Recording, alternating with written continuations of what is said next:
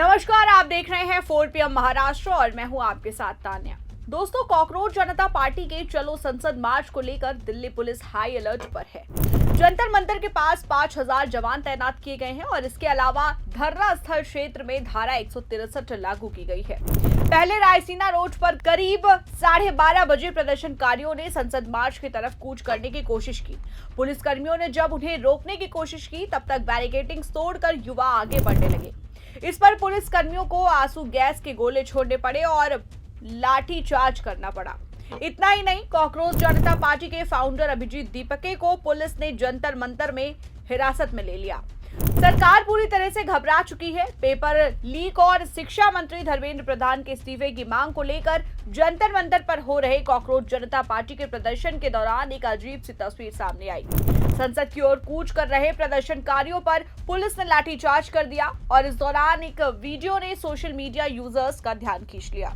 लाठीचार्ज के दौरान एक युवा पुलिस के सामने अड़ गया। इस दौरान छात्र मारो मुझे मारो मेरी जान ले लो कहता हुआ सुनाई दिया। जैसे ही ये वीडियो सोशल मीडिया पर आया, लोग इसे धड़ाक कर वायरल करने लगे और पुलिस और सरकार के इस रवैये पर नाराजगी जताने लगे। आपको बता दें, कॉकरोच जनता पार्टी के आह्वान पर आज संसद मार्च का आह्वान किया गया था, जिसमें शामिल होने के बाद देश के कोने कोने से हजारों छात्र जंतर मंतर पहुंचे हैं। कॉकरोच जनता पार्टी के बैनर तले जैसे ही छात्रों ने संसद की ओर कूच करना शुरू किया, पुलिस ने छात्रों को रोकने के लिए लाठीचार्ज कर दिया और इस दौरान कई छात्र इधर उधर भागते नजर आए। हालांकि एक छात्र पुलिस के सामने डट गया। वायरल हो रहे इस वीडियो में देखा जा सकता है कि पुलिस छात्र को घेर कर खड़ी है और उस पर चारों तरफ से लाठियां बरसाई जा रही हैं। लेकिन वो छात्र आक्रोश में डटा हुआ है और अपने शरीर पर लाठियां सहता जा रहा है।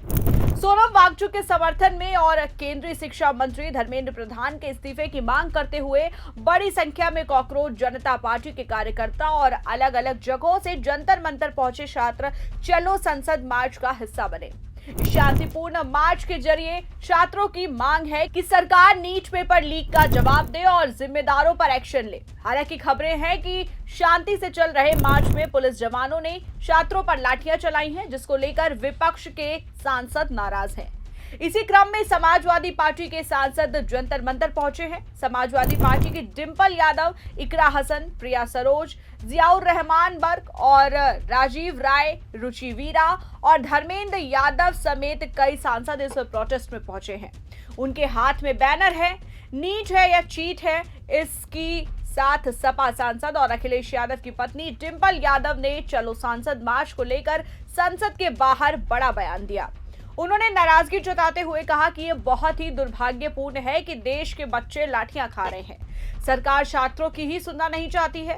इसके साथ ही डिंपल यादव ने कहा कि देश में ये मजाक हो रहा है। सपा सांसद का ये भी कहना है कि नीट की पूरी प्रोसेस करप्ट है। देश में न जाने कितने पेपर लीक हुए हैं और यही सवाल है कि इसकी जिम्मेदारी सरकार लेगी या नहीं। अब पानी सिर के ऊपर निकल चुका है। किसान भी परेशान है, छात्र भी परेशान है और सपा सांसद इकरा हसन ने भी सीधे तौर पर बस इतना ही कहा कि वो नैतिकता के आधार पर इस्तीफा चाहती हैं। इतना ही नहीं, खुद अखिलेश यादव ने भी मार्च का समर्थन करते हुए सरकार से सवाल किए हैं। अखिलेश यादव का कहना है कि ये सरकार नहीं, अहंकार है। श्रद्धांजलि में भी भेदभाव करती है। हजारों परिवार के बच्चे और छात्र यहाँ धरने पर बैठे हैं। वो चाहते हैं कि सरकार सुने, लेकिन सरकार सुनती नहीं, छात्रों को प्रताड़ना देने का काम करती है। कन्नौज सांसद अखिलेश यादव का कहना है कि नीट पेपर लीक में बीजेपी के ही लोग शामिल हैं। मैं युवा सांसदों से कहना चाहूंगा कि जंतर मंतर जाइए और पार्टी का संदेश दीजिए कि पार्टी आपके साथ है। लखनऊ वाले दिल्ली वालों को नीचा दिखा रहे हैं। दिल्ली वालों ने मंदिर का उद्घाटन किया था, इसलिए लखनऊ वालों ने जांच बैठाकर कंट्रोल अपने हाथ में रखा। आपको बता दें कि ये आंदोलन महज दिल्ली तक ही सीमित नहीं है, देश के कई राज्यों में इसकी गूंज है।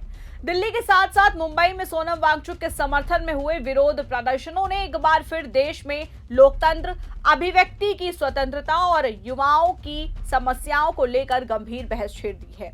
अगर ये मामला केवल एक व्यक्ति या आंदोलन तक सीमित नहीं है, बल्कि उन लाखों युवाओं की चिंता से जुड़ गया है जो रोजगार, शिक्षा और परीक्षा व्यवस्था को लेकर लगातार सवाल उठा रहे हैं। जब किसी आंदोलन को देश के अलग अलग हिस्सों से समर्थन मिलने लगता है, तब ये केवल विरोध ही नहीं रह जाता, बल्कि जनता के एक बड़े वर्ग की बेचैनी का संकेत बन जाता है। सोनम वांगचुक लंबे समय से शिक्षा, पर्यावरण और सामाजिक मुद्दों पर सक्रिय रहे हैं। हाल के दिनों में उन्होंने छात्रों और युवाओं से जुड़े मुद्दों को लेकर आवाज उठाई, जिसके बाद उनके समर्थन में देश भर में प्रदर्शन हुए। मुंबई में भी बड़ी संख्या में छात्र, सामाजिक कार्यकर्ता और आम नागरिक सड़कों पर उतरे। कई स्थानों पर पुलिस और प्रदर्शनकारियों के बीच तनाव की स्थिति बनी और कुछ लोगों को हिरासत में भी ले लिया गया। वहीं पुलिस द्वारा मामले दर्ज किए जाने के बाद ये विवाद और भी ज्यादा चर्चा में आ गया। सरकार के आलोचकों का सबसे बड़ा सवाल यह है कि आखिर लोकतंत्र में शांतिपूर्ण विरोध प्रदर्शन को किस नजर से देखा जाना चाहिए। भारतीय संविधान नागरिकों को अपनी बात रखने और विरोध दर्ज कराने का अधिकार देते हैं।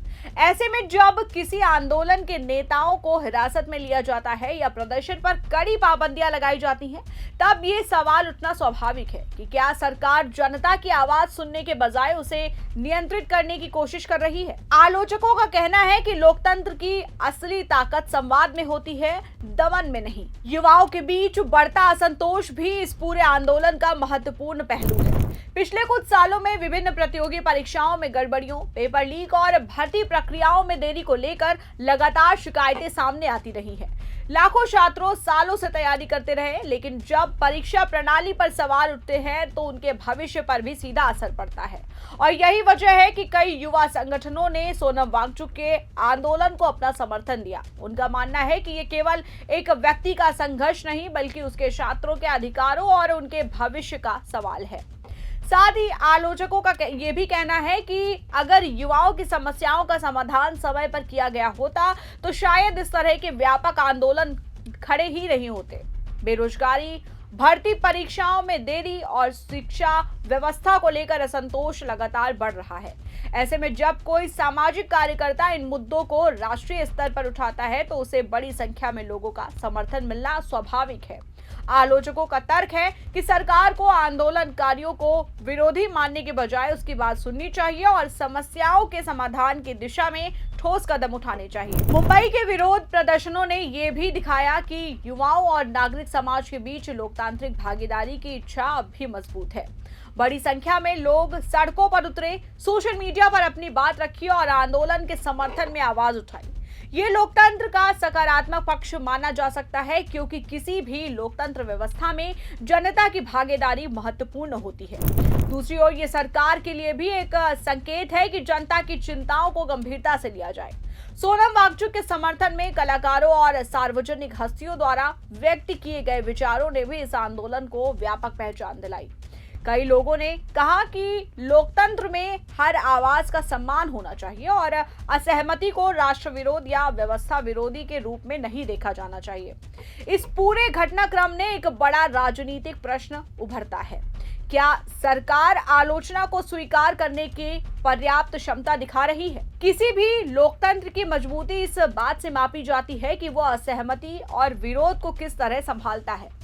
अगर सरकार आलोचनाओं को सुनती है, संवाद स्थापित करती है और समस्याओं का समाधान खोजती है, तो लोकतांत्रिक संस्थाओं पर जनता का भरोसा मजबूत होता है। लेकिन अगर लोगों को ये महसूस होने लगे कि उनकी आवाज सुनी ही नहीं जा रही, तो असंतोष और बढ़ सकता है। मुंबई में हुए प्रदर्शन और देश भर में सोनम वांगचुक को मिल रहा समर्थन ये संकेत देता है कि युवाओं से जुड़े मुद्दे अब केवल चुनावी भाषणों तक सीमित नहीं रहते।